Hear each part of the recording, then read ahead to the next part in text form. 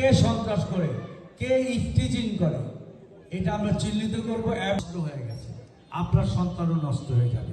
সারাদিন তো বাসায় ছেলে মেয়েদের ঘরে বন্দি করে আপনি হবে না।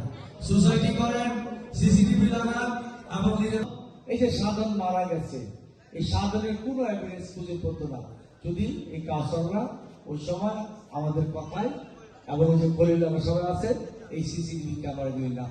কে সন্ত্রাস করে, কে ইফটিজিং করে, এটা আমরা চিহ্নিত করব। নষ্ট হয়ে গেছে, আপনার সন্তানও নষ্ট হয়ে যাবে। সারাদিন তো বাসায় ছেলে মেয়েদের ঘরে বন্দি করে আপনি হবে না।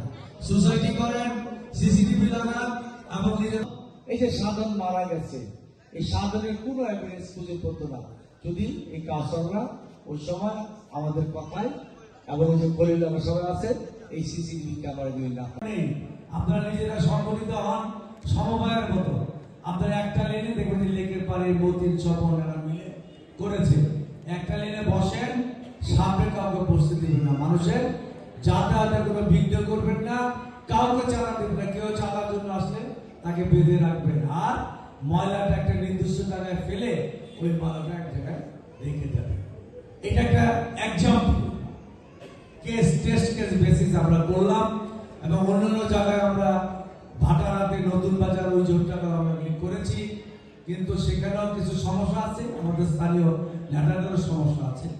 সবচেয়ে বেশি সমস্যা হলো আমাদের মাদকের কাজ করতে গিয়ে দেখলাম আমরা কিছু জায়গায় বন্ধ। আমি টোটাল ঢাকা 11 সালে কোথায় কোথায় মাদক বিক্রি হয়, কে কে সম্পৃক্ত আমি সব জানি। তালিকা করেছেন, গোপনে করেছি, প্রকাশ্যে করেছি, কিন্তু এগুলির সাথে বড় বড় সন্ত্রাসী জড়িত, প্রশাসনের লোক জড়িত। এটা করতে যাওয়ার পর প্রশাসন থেকে বললো যে একটু পরে করে, আপনারও নিরাপত্তার সমস্যা। যাই হোক, আমি সিদ্ধান্ত নিলাম যে এই যে সোসাইটি ভিত্তিক কমিউনিটি, যেটা আপনারা শুরু করেছেন আপনারা না, সোসাইটি ভিত্তিক এবং এই যে দুতলাঘাট থেকে বালুচর পর্যন্ত তাদের সোসাইটিটা ছিল আগে, সেটাকে আমরা ঠিক করলাম। সকলকে সিসিটিভি কারণে কাউজারের সভাপতি লেখাপড়া করতে পারে, লেখাপড়ার পর মাসের শেষে তারা ফ্রি খাদ্য সামগ্রী পাবে। তাইলে এই যে অভাবের কারণে যে বাচ্চারা স্কুলে লেখাপড়া করতে পারে না, তারা লেখাপড়া করতে পারবে। এবং মাদ্রাসা শিক্ষার সাথে কারিগরি শিক্ষা কেন দেওয়া হয়েছে? খালি মাদ্রাসায় লেখাপড়া করে মুয়াজ্জিন করতে আপনি কতজন বানাবেন?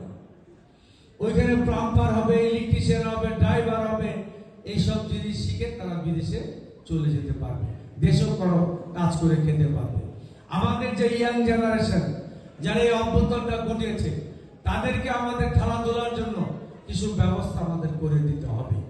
আপনি মনে করেন মাঠ, ইচ্ছা করলে একটা মাঠ তৈরি করা সম্ভব না, কিন্তু ইনডোর গেম অনেক করা যায়। কিভাবে করবেন? এই যে নুরুদ্দিন ভাইয়ের জায়গাটা আছে, এখানে ব্যাডমিন্টন খেলতে পারেন, এখানে ক্রামবোর্ড খেলতে পারেন, এবং স্কুলে নিজের অংশটুকু আমরা ইনডোর গেমসের জন্য যদি করি, তাহলে বাচ্চাদের এখানে একটা সময় খেলাধুলার দিকে একটু মনোনিবেশন করতে পারে। আমি ইতিমধ্যে কিছু জায়গায় এটা করেছি। আমি সকল স্কুল, কলেজ, মসজিদে আমরা ফিল্টার পানির ব্যবস্থা করে দিয়েছি এবং বাচ্চারা সাহায্যে সেখানে থাকে। সুতরাং সৎ ইচ্ছা থাকলে আগামী বাড্ডাটা আমরা একটা সুন্দর বাড্ডা বানাবো। এখানে বিল্ডিং হয়েছে, রাস্তাঘাটও আমাদের আছে, গ্যাসের সমস্যা সহ যে কাজগুলি আছে।